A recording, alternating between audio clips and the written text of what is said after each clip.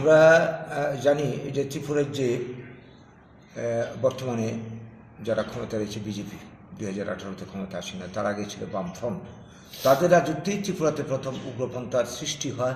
80 জনের গণহত্যা থেকে শুরু করে যত সমস্ত ঘটনা, হাজার হাজার মানুষ খুন, বাড়িঘর ছাড়া হয়ে লক্ষ লক্ষ মানুষ প্রতিটি বিকেলে হয়ে এখনও ঘুরছে।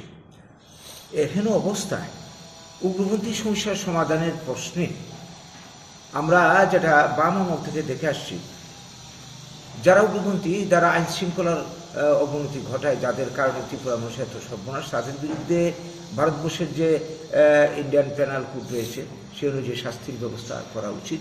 তা না করে বাম আমল থেকেই আমরা কি দেখলাম যে কি বলে সারেন্ডার নামে নাটক মঞ্চস্থ করে তাদেরকে সরকারি সুযোগ সুবিধা পাইয়ে দেওয়া হয়েছে, চাকরি দেওয়া হয়েছে, লুন্ডুল দেওয়া হয়েছে, মানে মন্ত্রী বানানো হয়েছে, বিভিন্ন সুবিধা করা হয়েছে। এই করে কিন্তু সমস্যার সমাধান হয়নি। বারবার আত্মসমর্পণ নাটক চলছে। করতে করতে বর্তমান সময় পর্যন্ত এই জিনিসটা একই বিষয় চলছে।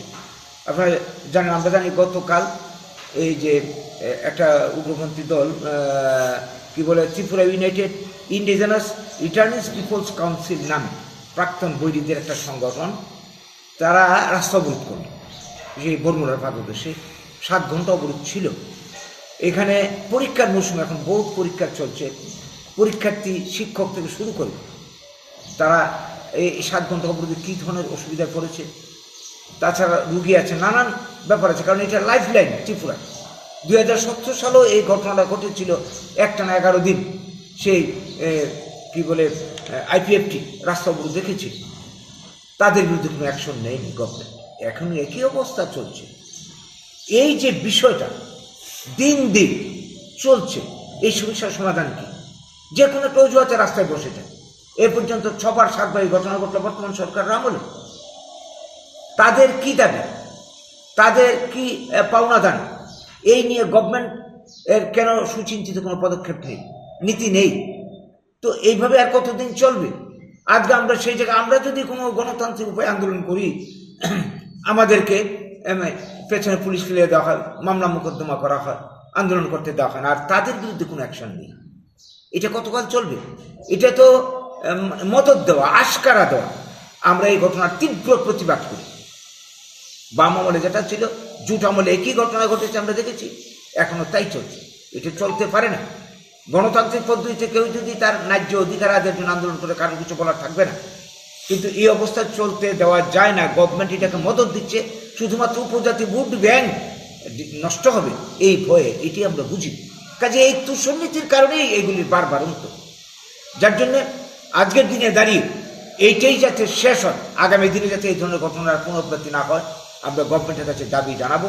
সেই সঙ্গে যে জিনিসটা বলতে চাই, আজকের দিনে দাঁড়িয়ে এই 80 জনের গণহত্যা থেকে শুরু করে এখন অবধি উগ্রপন্থী তাণ্ডবে যারা খুন হয়েছে, যাদের ফ্যামিলির থেকে যারা অপহৃত হয়েছে, যাদের বাড়িঘর জ্বলেছে, সর্বশান্ত হয়েছে, এই ঘটনার নেতৃত্বে কারা রয়েছে, বিচার বিভাগীয় তদন্ত কমিশন করে এই ঘটনার পুনরুদ্ধার করে উপযুক্ত শাস্তির বিধান করা হোক।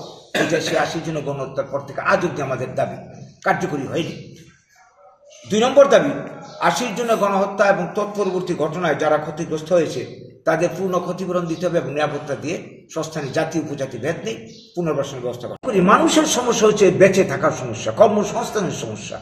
তার জন্য চাই কর্মসংস্থানের নিশ্চিত গ্যারান্টি।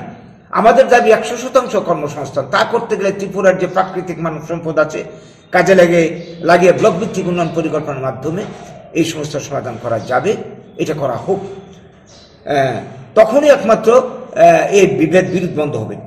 4 নম্বর যেটা আমরা মনে করি, ত্রিপুরার যে একটা অপপ্রচার সেই বাম আমল থেকেই চলছে যে ত্রিপুরা ট্রাইবেলের বাঙালিরা রিফিউজি, এই মিথ্যা কথাগুলি বলে তাদেরকে উস্কানি দেওয়া হয়েছে, বাঙালিরা শোষক করা শোষিত। এই অপপ্রচার বন্ধ করা হোক। ইতিহাস বিকৃত অপপ্রচার করে এই ট্রাইবেলদেরকে আজকে উগ্রপন্থার পথে নামিয়ে দিয়েছে। এর জন্য দায়ী 1 নম্বর সিপিএম।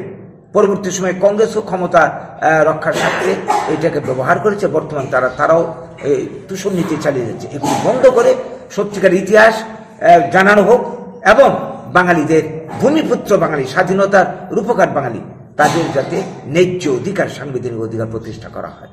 এই 4টি বিষয় আজকে আমরা তুলে ধরতে চাইছি আপনাদের মাধ্যমে, সরকারের গোচরে নিতে চাইছি।